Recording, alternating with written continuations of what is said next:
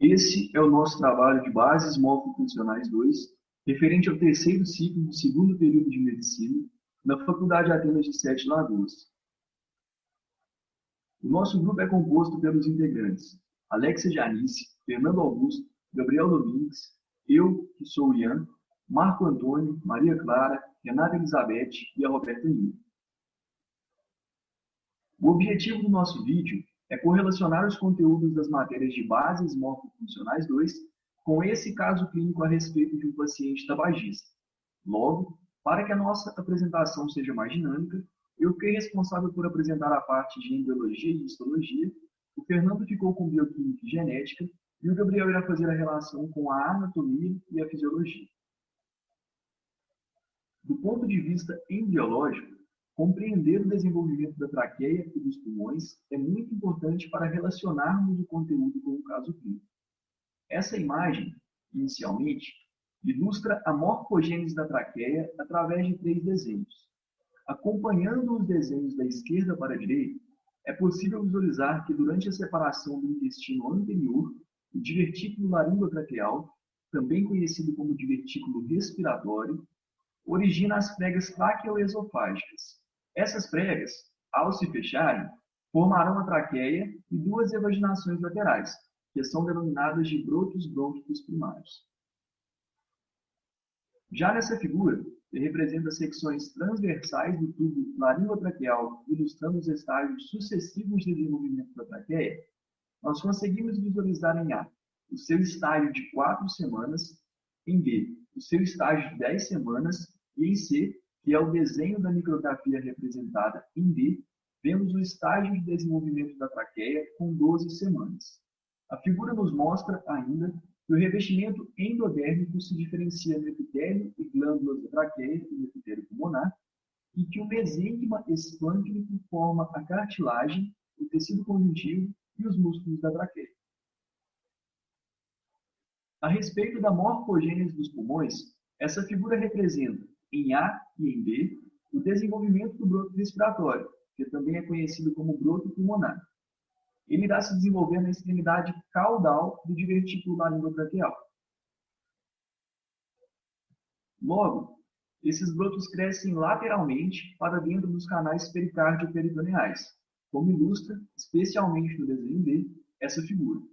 Ela também nos mostra que quando os pulmões se desenvolvem, eles adquirem uma camada de pleura visceral derivada do mesênquima esplâncnico, que foi citado anteriormente, e que, além disso, a parede torácica corporal torna-se revestida por uma camada de pleura parietal derivada do mesoderma somático. Nessa figura, que representa estágios sucessivos de desenvolvimento dos brotos brônquicos, brônquios e pulmões, nós podemos visualizar que os brotos brônquicos se diferenciam em brônquio e suas ramificações nos pulmões. A maturação dos pulmões é dividida em 4 fases. O período pseudoglandular, que compreende de 6 a 16 semanas e que está representado em A. O período canalicular, que compreende de 16 a 26 semanas, representado em B. O período sacular terminal, que compreende de 26 semanas até o final do período fetal, representado em C. E o período alveolar, que compreende o final do período fetal até os 8 anos de idade, representado em D. Durante o primeiro período, ocorre o crescimento e o desenvolvimento do sistema de ductos e a formação das porções terminais. As suas estruturas histológicas que já foram formadas se assemelham à de uma glândula exócrina. No segundo período, ocorre a formação dos bronquíolos respiratórios e a proliferação de vasos sanguíneos. Nessa fase do desenvolvimento, há a formação de grande parte dos sacos terminais e a porção cranial dos pulmões já está bastante desenvolvida com a formação dos alvéolos. No terceiro período, há uma grande proliferação celular, formando mais alvéolos primitivos, com suas células epiteliais cada vez mais delgadas e com o seu conjunto mais vascularizado. Esse brotamento dos alvéolos ele irá se iniciar a partir dos bronquíolos respiratórios, com a diferenciação do epitélio de revestimento em 2 tipos celulares.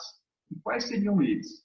os pneumócitos tipo 1, por meio dos quais ocorre a troca gasosa, e os pneumócitos tipo 2, que secretam o surfactante pulmonar.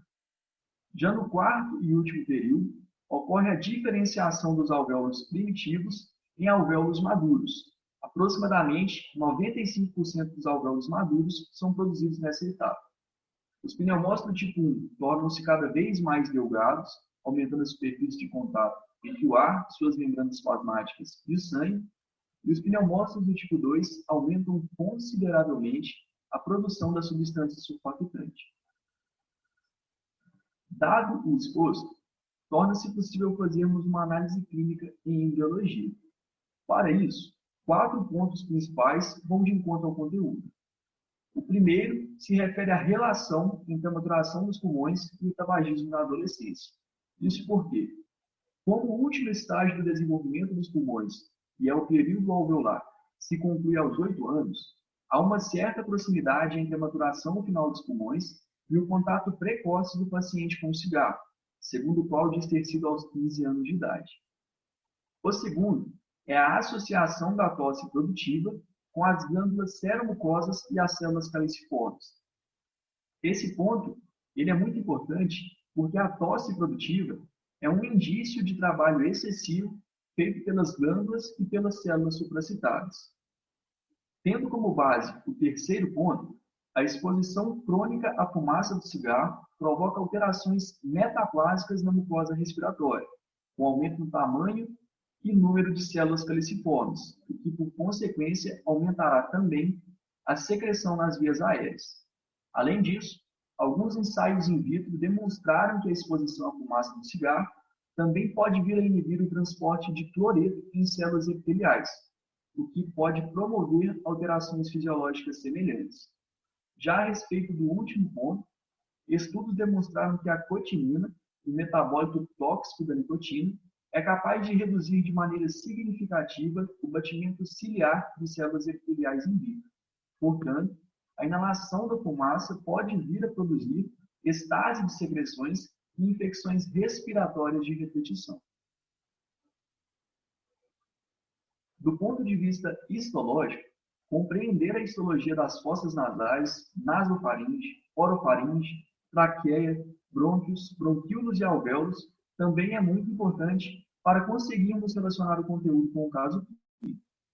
É costume distinguir o aparelho respiratório em duas partes: a porção condutora, que compreende as fossas nasais, nasofaringe, laringe, traqueia, brônquios e bronquíolos, e a porção respiratória, que é constituída pelos bronquíolos respiratórios, pelos ductos alveolares e pelos alvéolos. As fossas nasais representam a entrada do sistema respiratório e são revestidas por uma mucosa com diferentes estruturas, a depender da região em que levamos em consideração. Elas se distinguem em 3 regiões: o vestíbulo, a área respiratória e a área olfatória, que serão descritos a seguir. O vestíbulo, como mostra a imagem ao lado direito, tem como características principais o epitélio estratificado pavimentoso não queratinizado, os folículos pilosos, que também podem ser denominados de vibríceas, e as glândulas écrinas e as sebáceas. A área respiratória, que ocupa a maior parte da cavidade nasal, tem como características principais o epitélio respiratório típico, as glândulas vistas, as células caliciformes e o plexo venoso, como nos mostra a imagem.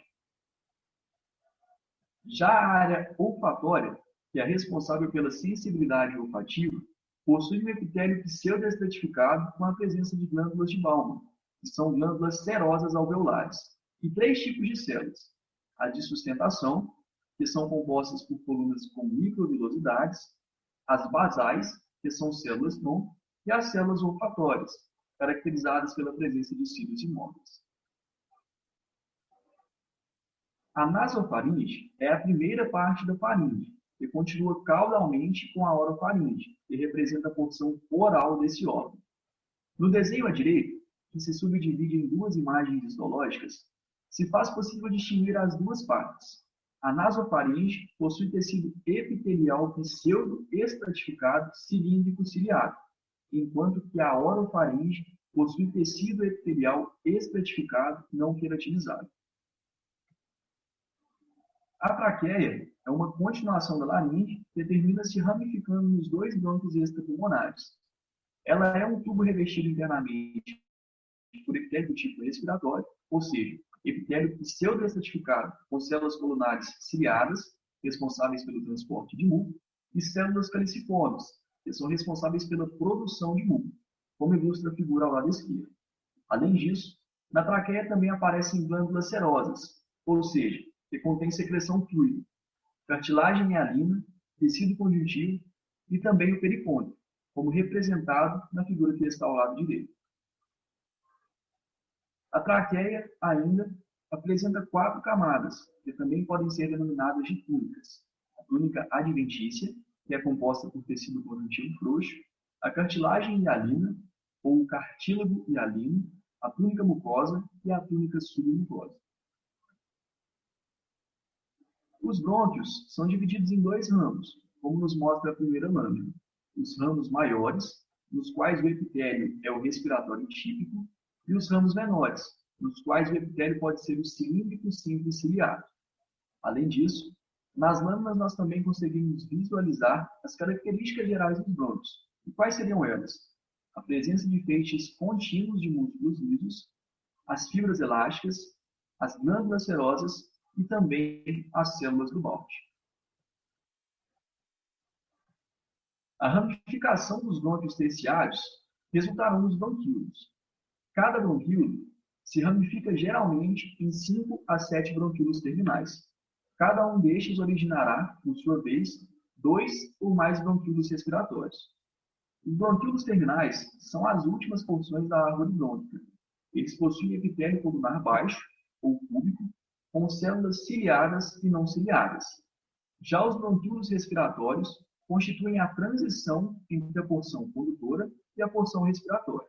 Eles possuem a estrutura semelhante à do bronquíolo terminal, exceto pela presença de numerosas expansões saculiformes constituídas por alvéolos, como ilustra essa figura de um corte histológico de pulmão.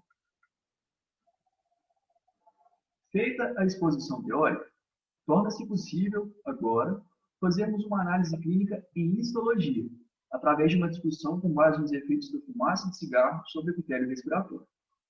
Diferentes estudos têm mostrado que a fumaça de cigarro provoca redução da viabilidade celular e indução de apoptose em células ciliadas respiratórias. Além disso, alguns estudos também têm mostrado que a fumaça de cigarro pode provocar efeitos opostos nitrogênicos ou pró-apoptóticos, dependendo da concentração da fumaça de cigarro, ou ainda prejuízo na regeneração epitelial. Como exemplo, um estudo utilizando culturas de epitélio respiratório obtidas de septo nasal de camundongos demonstrou que a exposição do epitélio respiratório, tanto à fase particulada como à fase gasosa da fumaça de cigarro, provoca redução significativa da porcentagem de desenvolvimento de cílios, como representado pela figura 1, assim como redução em seu tamanho, como representado pela figura 2. Esses autores sugerem, portanto, que deva existir mais de uma substância tóxica na fumaça de cigarro, que seria particulada e gasosa, e que estaria envolvida no bloqueio da ciliogenia. Eu fiquei responsável por falar sobre a parte de bioquímica e genética, e basicamente existem inúmeros estudos com gêmeos indicando o papel da herança genética na adição ao tabagismo, que revelam uma maior taxa de concordância em relação ao tabagismo, principalmente em irmãos monozigóticos do que em dizigóticos, independentemente de terem sido criados juntos ou separados. Atualmente é estimado que essa contribuição seja de ordem de 56% para a iniciação e de 67% para a manutenção dos hábitos tabágicos. O tabagismo é uma pandemia que causa inúmeros malefícios à saúde. Dentre eles estão o aumento da inflamação sistêmica e o prejuízo do transporte mucociliar, como o Ian falou, a destruição dos cílios, né? Ambos colaboram para um aumento da frequência de infecções respiratórias em indivíduos e existe aproximadamente 4.720 substâncias químicas em um cigarro e que elas exercem efeitos cancerígenos, mutagênicos, tóxicos e irritantes. a agressão causada por essas substâncias, ela afeta internamente o trato respiratório, podendo ocasionar lesões, metaplasia ou morte celular, além de algumas inflamações locais e sistêmicas. Assim, verifica-se que os malefícios causados pelo tabagismo no mecanismo de defesa do próprio hospedeiro, junto com a parte de destruição mucociliar, eles são extremamente importantes para pesquisas relacionadas a patologias. E são muitas as células envolvidas com a resposta imune, entre elas células epiteliais, macrófagos, neutrófilos, linfócitos B e T, e basicamente eles secretam substâncias responsáveis pela resposta protetora do sistema imune e muitas vezes por meio de estímulos de resposta inflamatória. Por exemplo, eu posso citar a citocina, que são conhecidas como marcadores de resposta inflamatória que apresentam dois padrões, um padrão inflamatório e o outro anti-inflamatório. E a importância desses dois padrões é que eles vão manter um equilíbrio da resposta imune, né? Entretanto, sabe-se que a exposição prolongada a fatores nocivos, tais como a fumaça do cigarro, devido a essas diversas substâncias químicas, elas podem induzir umas respostas inflamatórias que podem acarretar em danos ao epitélio, aumento da vulnerabilidade a infecções e podem também induzir uma resposta inflamatória e também relacionadas a algumas patologias, como doenças pulmonares, câncer e DPOC. A asma pode ser outra patologia que podemos citar, principalmente que ela é associada com o tabagismo, pois a fumaça do cigarro leva à vulnerabilidade a infecções das vias aéreas e ainda aumenta e agrava os sintomas, dificultando seu controle. Assim como também ela pode acelerar a perda da função pulmonar e piorar na qualidade de vida do paciente. Basicamente, a asma é uma doença inflamatória crônica das vias aéreas, na qual muitas células e elementos celulares têm uma participação. Ela pode ser definida por seus sintomas como obstrução reversível do fluxo aéreo, o que leva a episódios de sibilo, hiperresponsividade brônquica, dispneia, tosse e compressão torácica. Esses episódios acontecem particularmente à noite ou então no início da manhã.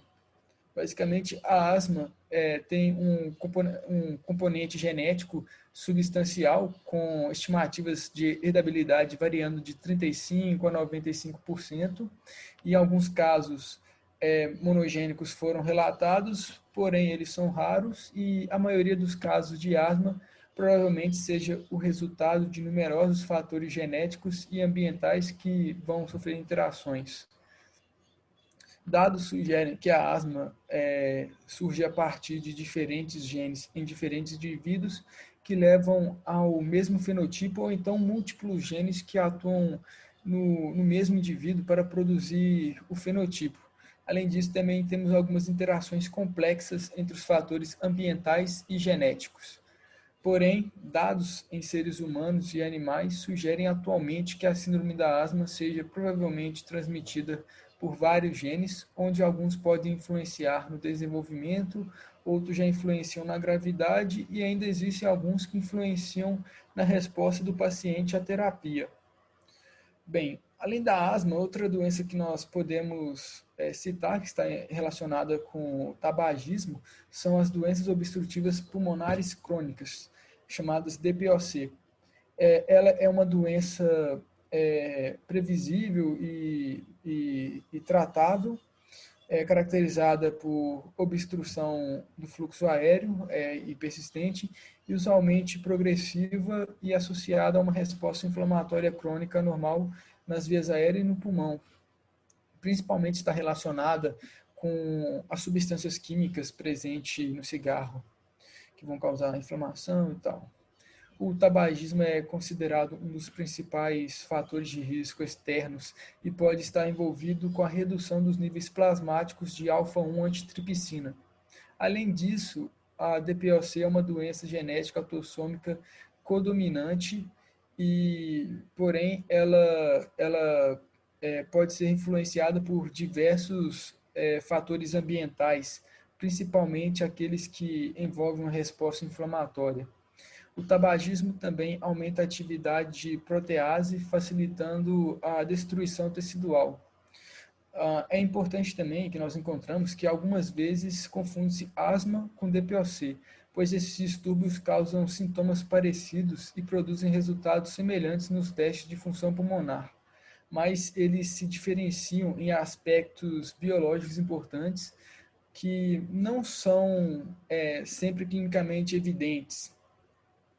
Agora, quanto aos casos de câncer causados pelo consumo de cigarro, nós relacionamos alguns inibidores da síntese de purinas como análogas estruturais dos ácidos fólicos, que seria equivalente à vitamina B9, por exemplo, o medicamento metotrexano, que é um fármaco que ele é usado para controlar a proliferação de câncer, pois basicamente ele interfere na síntese de nucleotídeos e dessa forma na síntese de DNA e RNA.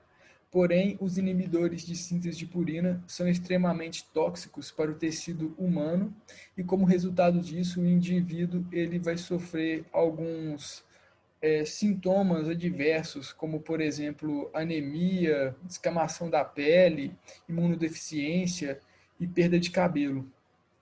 Além dessas patologias, a fumaça do cigarro é considerada altamente tóxica, principalmente pela presença de monóxido de carbono, pois a produção endógena do monóxido de carbono é um processo relacionado com estresse oxidativo.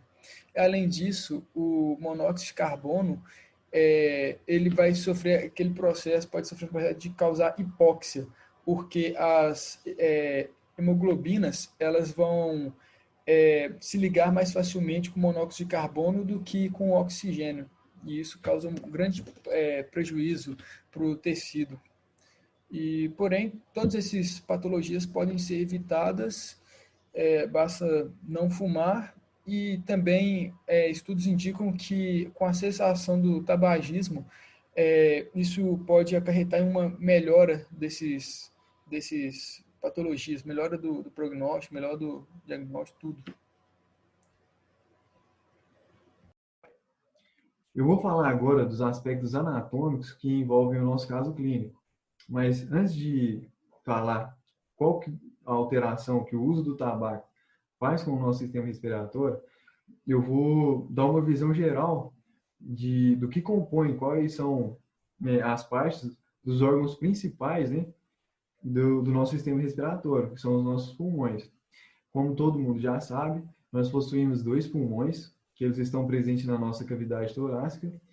Eles são diferentes entre si, né? No caso, o pulmão direito, ele é cerca de 10% maior que o esquerdo, né? E um dos fatores que influenciam nisso é exatamente a posição do coração, né? Ele é um pouco voltado para a esquerda. O pulmão direito, ele apresenta 3 lobos, como a gente consegue observar na imagem, né? Sendo eles superior, médio e inferior, enquanto que o esquerdo tem apenas 2 lobos, o lobo superior e o inferior. Esses lobos, eles são divididos através de fissuras. No caso, ambos os lados têm fissuras oblíquas, enquanto que apenas o lado direito tem a fissura horizontal. O espaço entre os pulmões, né, que é por onde passam artérias, o esôfago e na região ali que fica o coração, ele é chamado de mediastino, sendo que a face interna nessa região é chamada de face mediastínica. Ela tem uma curvatura maior do lado esquerdo, justamente por causa da posição do coração, né? Ser aproximadamente 2/3 voltados para o nosso lado esquerdo.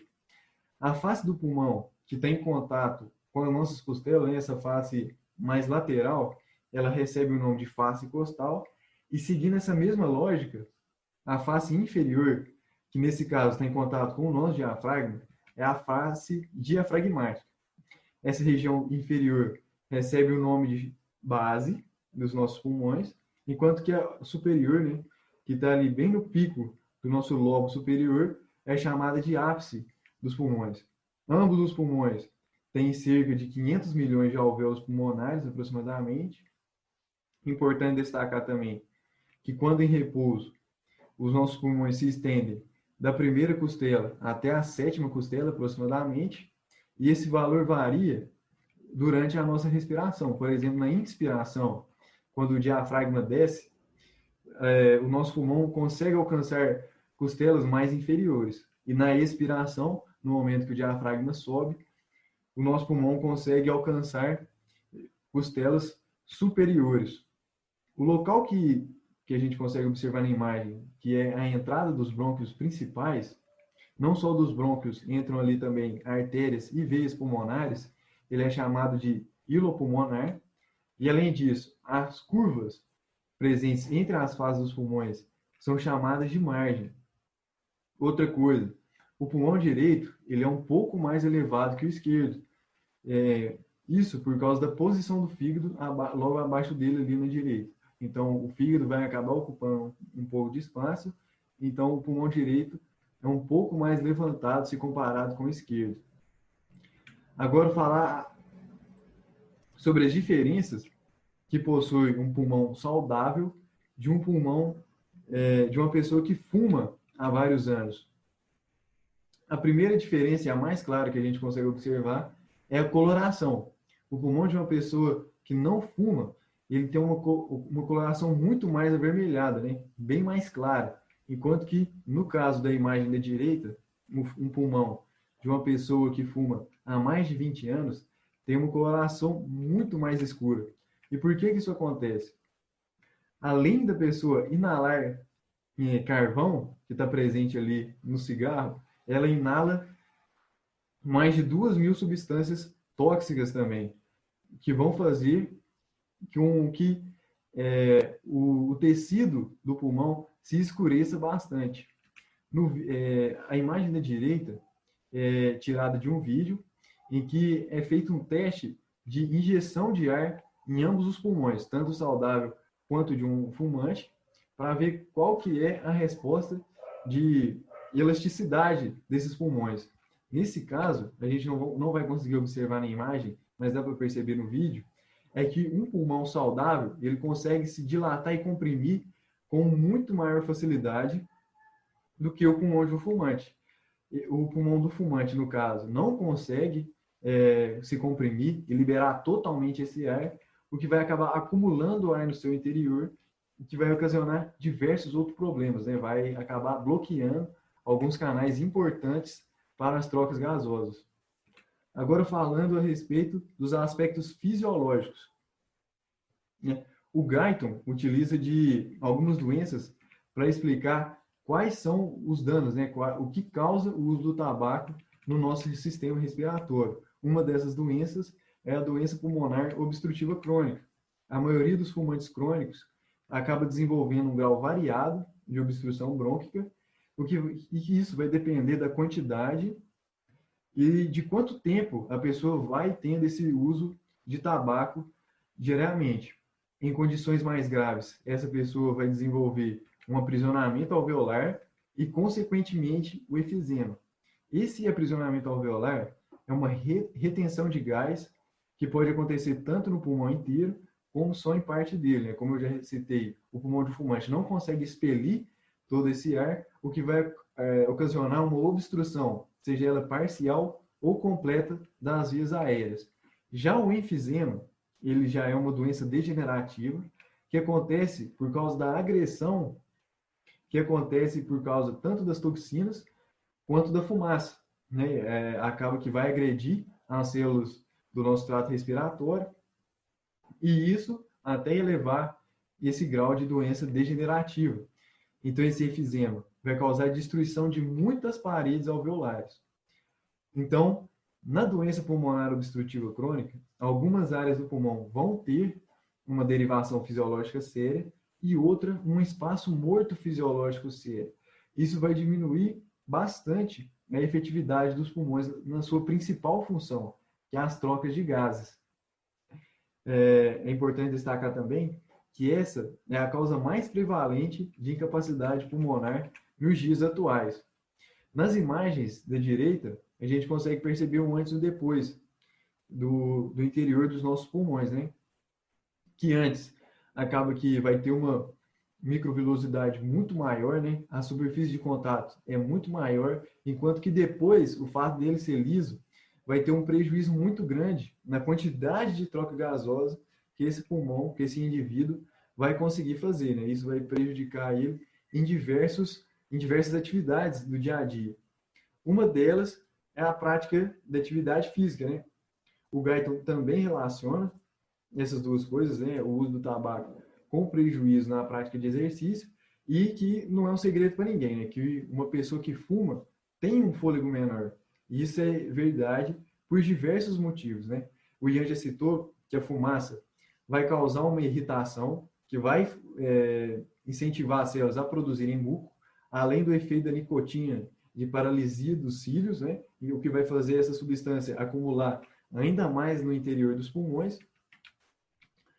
E também, né, por causa desse e de outros fatores, uma pessoa que fuma, até mesmo aquelas que não fumam tanto, fumam de forma moderada, vão sentir um cansaço e um desempenho durante a prática de exercício físico de forma muito mais fácil, né?